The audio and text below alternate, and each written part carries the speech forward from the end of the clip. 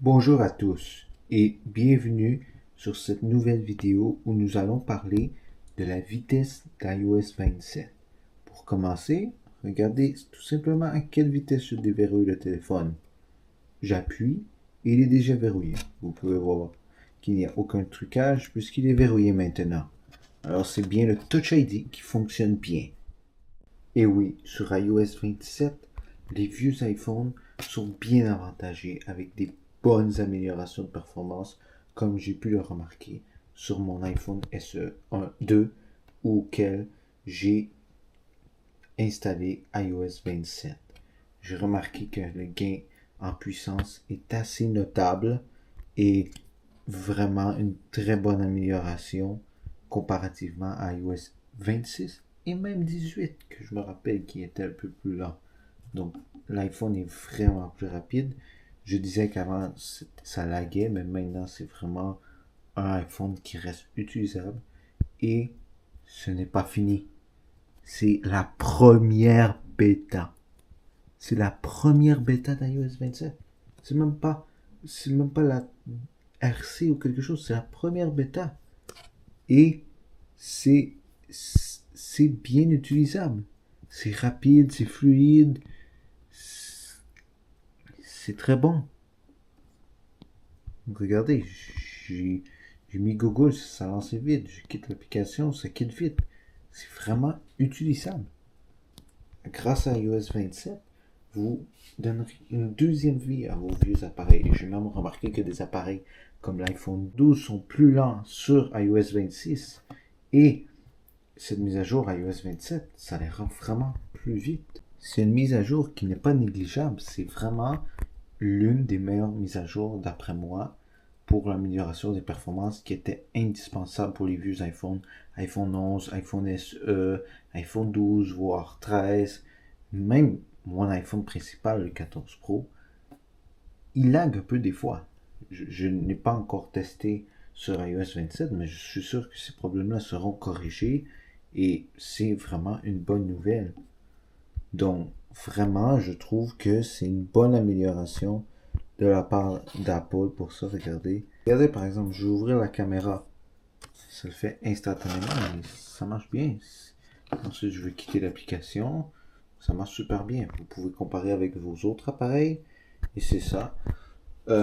Sinon, les vieux appareils, le seul défaut qu'ils vont avoir, c'est peut-être au niveau de la batterie, parce que c'est pas le mieux au niveau des vieux appareils. Donc, si vous avez un vieux appareil, je vous recommande une batterie externe peut-être, ou sinon de remplacer la batterie, ça peut vraiment aider. Cet iPhone-là, il est moins en bas de 80%, et ça peut être une bonne idée, mais sinon, l'iPhone, il fonctionne bien pour des usages assez basiques. C'est vraiment une très bonne amélioration. On est passé d'un iPhone lent, voire on devait le upgrader, on devrait passer à un nouveau modèle. Un iPhone qui reste quand même encore utilisable. Ça vous donne encore un temps, peut-être 1 an pour attendre la sortie de l'iPhone 18 qui est rumoré de sortir non en septembre, mais en printemps 2027. Donc, cette mise à jour-là, c'est vraiment l'une des meilleures. Et si vous pensez, vous êtes sur par exemple 14 Pro, 13 Pro, et vous pensez mettre à jour, ben vous pouvez encore attendre 1 an. Cette mise à jour, c'est vraiment bon. Ça va aider la performance de votre téléphone, voire la batterie. C'est, comme j'ai dit, seulement la première bêta. Donc, c'est ça pour iOS 27.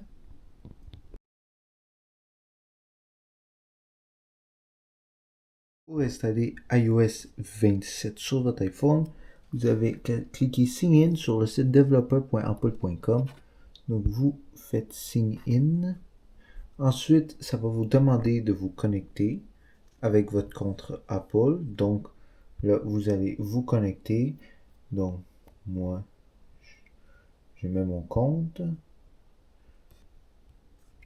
Ensuite, lorsque vous êtes connecté sur ce site, ça va vous demander d'accepter les conditions d'utilisation et dès que vous avez fait ça, vous pouvez passer à la prochaine étape.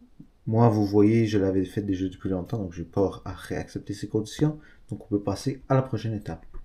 La prochaine étape est assez simple. Assurez-vous d'être sur le même compte Apple dont vous avez connecté et sur votre iPhone, utilisez le même que vous avez utilisé pour vous connecter sur developer.apple.com. Vous allez vous rendre dans Réglages. Ensuite, vous allez voir dans Mise à jour logiciel. Et assurez-vous dans Mise à jour bêta d'utiliser la iOS 27 Developer Beta. Donc, il y a d'autres bêtas. Le mois prochain, il va sortir la mise à jour iOS 27 Public Beta. Donc, vous pouvez sélectionner celle-là. Et donc, ça va vous donner des bêtas plus stables. Donc, c'est généralement plus recommandé.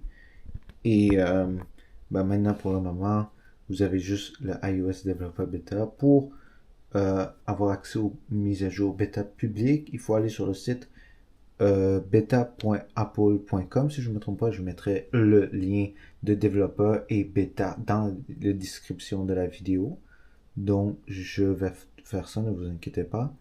Et ben, c'est tout, c'est juste ça et la mise à jour devrait apparaître. C'est assez simple. Donc, c'est ça pour installer iOS 26. Est-ce que je vous recommande cette mise à jour? Bon, pour l'instant, moi je dirais peut-être d'attendre encore un peu, d'attendre la mise à jour publique, pas utiliser la version développeur, parce que ça peut contenir des bugs, c'est pas pareil sur tous les iPhones, surtout si c'est votre iPhone principal, je pense que c'est mieux d'attendre la bêta publique, mais je suis surpris par la stabilité d'iOS 27, je pense que c'est la première fois que je vois un OS aussi stable sur une première bêta, qui rend d'ailleurs l'iPhone plus vite que ce qu'il était.